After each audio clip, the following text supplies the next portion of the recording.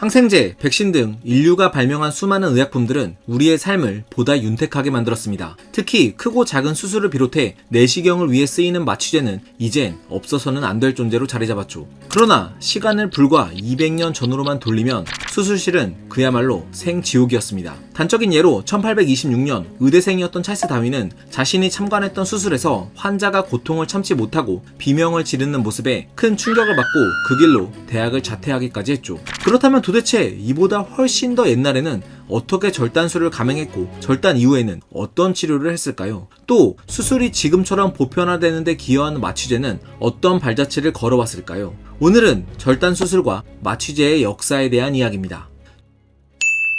최근 연구에 따르면 절단 수술의 역사는 무려 3만 1000년 전까지 거슬러 올라갑니다. 지난 2022년 보르네오 동부의 외딴 숲에 있는 량테보 동굴에서는 20대 초반으로 보이는 3만 1000년 전의 인류 화석이 발견됐는데 이 화석의 왼쪽 다리 정강이 부분부터 발까지는 보이질 않았죠. 그런데 당시 이 연구의 책임자였던 호주 그리피스 대학교의 고고학자인 막시 모베르 교수는 잘려나간 정강이 단면에 생긴 흔적을 보아 부러지거나 다른 동물에게 물어 뜯긴 것이 아니라 날카로운 칼날에 수직으로 잘린 단면이라고 밝혔습니다. 그리고 이 화석의 주인공은 이렇게 발이 절단된 뒤에도 무려 6에서 9년은 더 살았다는 것이 드러났는데요. 이 연구는 3만 1000년 전 보르네오에서 발생한 사지절단 수술이란 제목으로 네이처에 실리면서 인류사에서 가장 오래된 절단 수술로 알려지기도 했습니다. 그런데 사실 이건 너무 먼 얘기고 역사시대로 오면 과거 사지절단은 치료의 목적보다는 특정한 의식 혹은 형벌의 목적이 컸습니다. 이를테면 남의 물건을 훔친 자 혹은 치료 중에 환자를 죽게 만든 의사는 손을 자른다 와 같이 말이죠. 물론 고대 이집트 시대에는 치료 목적의 절단술이 등장하긴 했으나 아편 외에는 지금과 같은 마취제나 진통제는 없었고 특히 절단 부위를 소독한답시고 끓는 기름을 붓고 녹슨 구리를 바르거나 진흙이나 나뭇잎을 으깨 쑤셔박는 등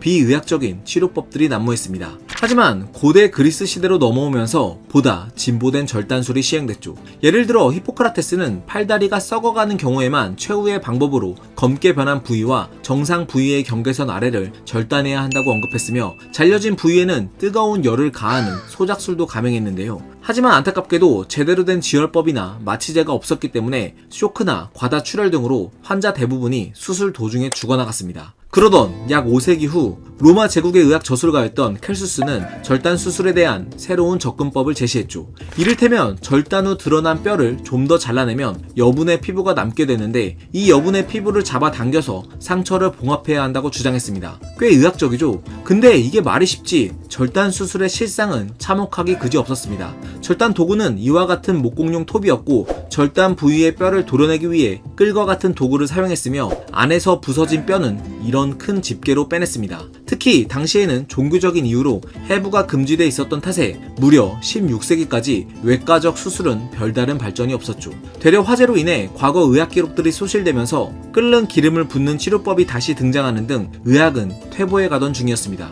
심지어 당시 의사들은 수술은 천하다고 생각했고 때문에 외과 의사는 직업적으로도 의사와 엄격히 구분돼 있었죠. 그래서 당시 절단을 비롯한 여러 외과 수술들은 예리한 칼날을 다룰 줄 아는 이발사가 도맡는 경우가 많았습니다. 자, 그러던 16세기 중반 이런 이발사들 사이에서도 절단 수술의 일대 혁신을 불러온 외과의가 있었으니 바로 앙브루아주 파레였죠. 그는 최초로 사지를 절단한 후 절단 부위를 뜨거운 불로 지지는 소작법 대신 혈관을 실로 묶는 혈관 결찰법을 발명합니다. 절단 수술의 가장 큰 문제 중에 하나였던 과다출혈을 막을 수 있었던 거죠. 특히 당시 전쟁터에서는 총이 사용됐기 때문에 총알이 박혀 조직이 괴사되는 경우가 많았고 이에 따라 절단 수술을 감행해야 하는 일도 잦았습니다. 이때 파레의 혈관을 묶는 방법은 용이하게 쓰였고 게다가 그는 의족이나 의수까지 발명해 부상자들을 치료하는데 큰 공을 세웠죠.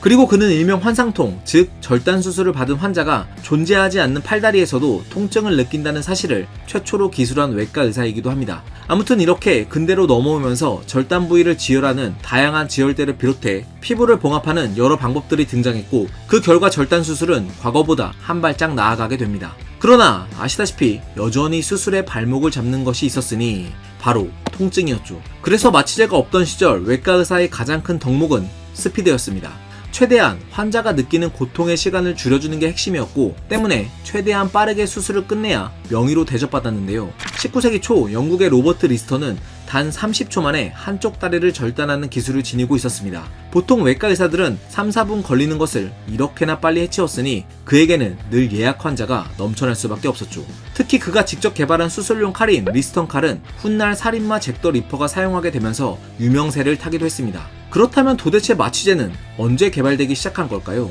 기원을 따지자면 아편도 있겠고 기록으로만 전해지는 삼국지 시대 화타의 마비산도 있겠지만 과학적인 최초의 마취제는 1772년 프리스틀리가 발견한 아산화질소죠. 아산화질소는 들이마시면 기분을 좋게 만들어 일명 웃음가스로도 불렸는데 실질적으로는 흥분을 전달하는 신경 전달 물질인 글루타메이트의 수용체와 결합해 자극 전달을 방해해 통증을 줄여주는 기능을 합니다. 한 가지 재밌는 사실은 아산화질소는 수술보다는 파티에서 환각제로 주로 쓰였다는 건데요. 1844년 미국 치과의사 호레이스 웰스는 우연히 참석한 파티에서 아산화질소를 마신 사람이 다리에 피를 흘리는데도 통증을 느끼지 못하는 모습을 보았고 이를 마취제로 쓰면 좋겠다는 아이디어를 떠올렸죠. 그리고 실제로 자신의 사랑니를 뽑을 때 써보니 통증을 줄여주는 효과가 분명했던 겁니다.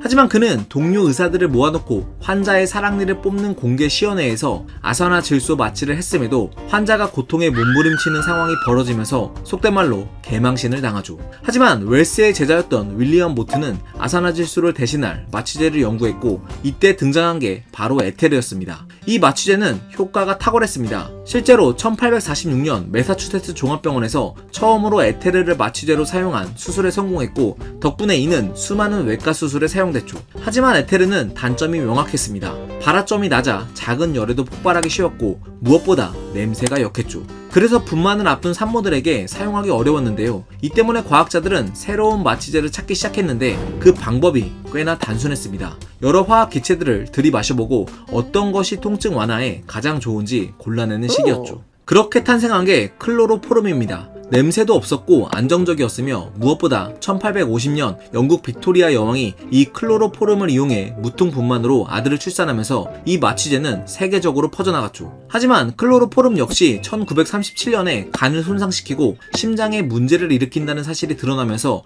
마취제로서의 가치를 잃게 됩니다.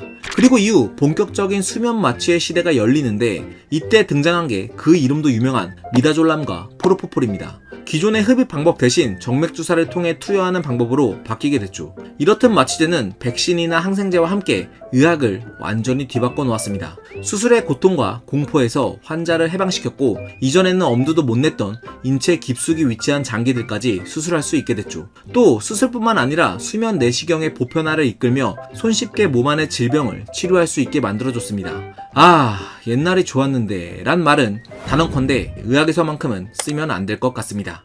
이 영상은 신간도서 최소한의 과학 공부를 출간한 출판사 웨일북의 지원을 받아 제작되었습니다. 여러분은 어떤 부류의 과학책을 좋아하시나요? 저는 이야기가 있는 과학책이 좋습니다. 지금의 과학기술이 우리 앞에 등장하기까지 과학자들이 어떤 역경과 고난을 거쳐왔고 또 얼마나 많은 고민을 해왔는지에 대한 이야기는 마치 한 편의 재밌는 드라마 같기 때문이죠. 책 최소한의 과학 공부가 딱 그랬습니다. 해부학과 백신, 또 우주 개발과 인터넷, 그리고 전자기학과 반도체, 심지어 상대성 이론과 양자역학까지 이 책은 폭넓은 영역을 아우르며 그 안에서 펼쳐지는 수많은 과학사적 이야기들을 잘 담아내고 있죠. 무엇보다 개인적으로 챕터가 시작될 때마다의 도입 내용이 진짜 매력적이었습니다. 이를테면 온실효과와 복사열을 설명하기 전에 과거 차갑다고 여겨진 달빛에 정말 열이 없는지를 실험한 과학자의 흥미로운 이야기로 시작하는 것처럼 말이죠. 또 이후 전개되는 내용 역시 정말 풍성했는데요. 봄이 오기 전 최소한의 과학교양을 쌓고 싶은 분들께 적극 추천합니다.